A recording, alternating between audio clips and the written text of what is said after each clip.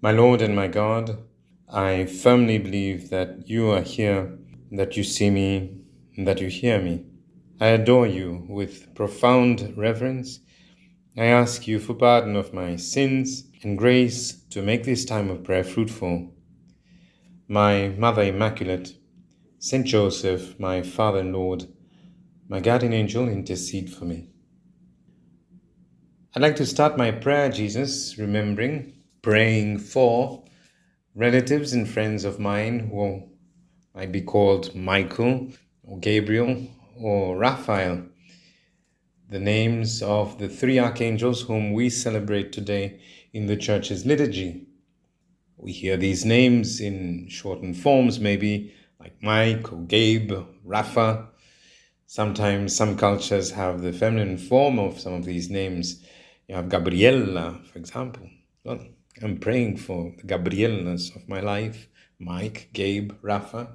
It's a nice detail that the liturgy even helps me to keep people in mind, to pray for them, to reach out to someone you know in prayer, and to reach out with a sincere heart, desiring the good of that person. Jesus, help me to speak to you with a sincere heart. What would you like to tell me today? St. John's opening chapter has a marvelous account of how you called people to follow you. And today at Mass, we hear about Nathanael. Nathanael is also called Bartholomew. Nathanael, who you complimented, saying there was no duplicity in him. Nathanael had a sincere heart. There was no duplicity. He was straightforward. So straightforward that when his friend Philip told him that he had found you, Jesus of Nazareth, Nathanael interjected, "Can anything good come out of Nazareth?" And today, when you, Jesus, say, "Here is a true child of Israel," speaking about Nathanael, there is no duplicity in him, Nathanael is quick to reply, "How do you know me?" And you replied to him, "Before Philip called you, I saw you under the fig tree." And your words threw Nathanael off his feet. "Rabbi, you are the Son of God. You're the King of Israel." What? He must have thought to himself. You saw me under the fig tree? You do know me then. That's why you are the Son of God. We can only suppose that something very specific happened under the fig tree for Nathanael to react in this way. I often think that Nathanael was seated under the fig tree a little frustrated, or very frustrated because of his own limits. Maybe he was angry, or annoyed, or disappointed, or just sad because things were not working out for him. He was sincerely trying, but his limits might have been holding him back, as they sometimes hold me back, Lord. Isn't it true that at times I, Lord, also find it difficult to accept my limits, my sins, my mistakes? And maybe I'm saddened by them or disappointed because I try, but I seem to go nowhere. I want to believe like Nathanael and acknowledge that you know me. You're the Son of God, talking to me right now in whatever circumstances I am in as I listen to this podcast. Do you believe because I told you that I saw you under the fig tree, you will see greater things than this? These words of Jesus are addressed to you and me. Jesus says, "Do you believe because I know you?" Yes, Lord, I believe that you know me. Do you believe because I see your limits? You will see greater things, he says to me. Jesus, you tell me, I know and see your limits, but I love you without limits. And that's why you will see greater things in your life.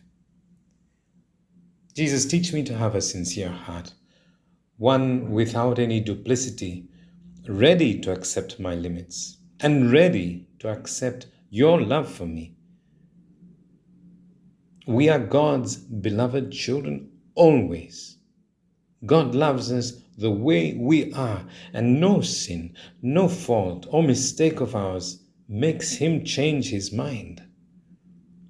Very beautiful words that Pope Francis said at the World Youth Day in Poland.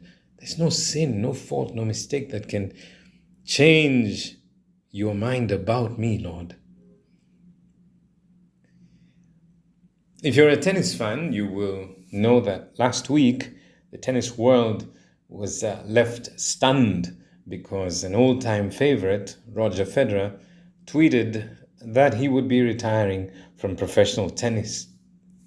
I like watching tennis, and to tell you the truth, even now as I pray, I remember Roger and his wife and his 4 lovely children.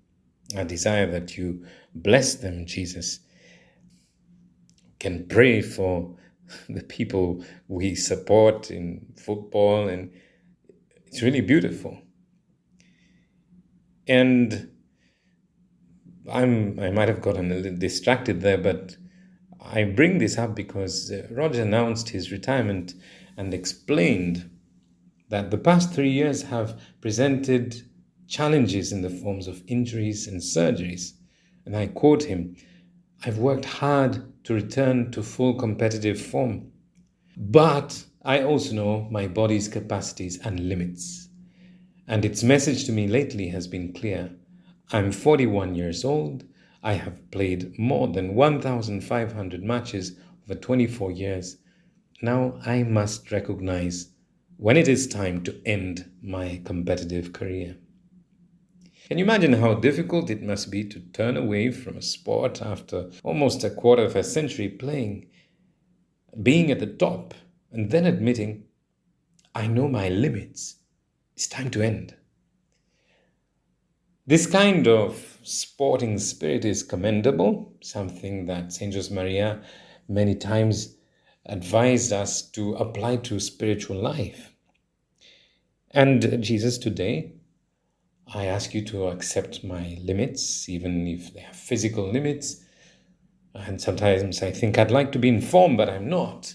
Or I'd like to be working in this job, but I'm not. I'd like to do better in class. But things don't always pan out as I expect. Jesus, help me to acknowledge my limits. And Jesus says to you and me, I know and see your limits, but I love you without limits. You will see greater things. I believe I will see greater things, Lord. Help my unbelief. How I desire to see these greater things, Jesus, in my life. I will try to be like Nathanael, sincere of heart. This could be a very small point of resolution. When I go to the sacrament of confession, I need not hide anything. Grant me the grace to put forth my limits. Sometimes they are the root cause of a vice that I want to get rid of. Help me to say it clearly in confession. You will see greater things. Nathanael, Bartholomew, went on to become Saint Bartholomew. And that's the sanctity that Jesus desires for me and for you. Sometimes the dumb devil comes to tie my tongue not to speak out sincerely. Today I can invoke Saint Michael the Archangel. You come and defend me by your protection against the wickedness and snares of the devil, who also tries to make me sad about my limits. Remind me that Jesus knows me and sees my limits, but loves me without limits. There is no sin or fault or mistake of mine that can make me change your mind, Jesus. Mary, be a mother to me.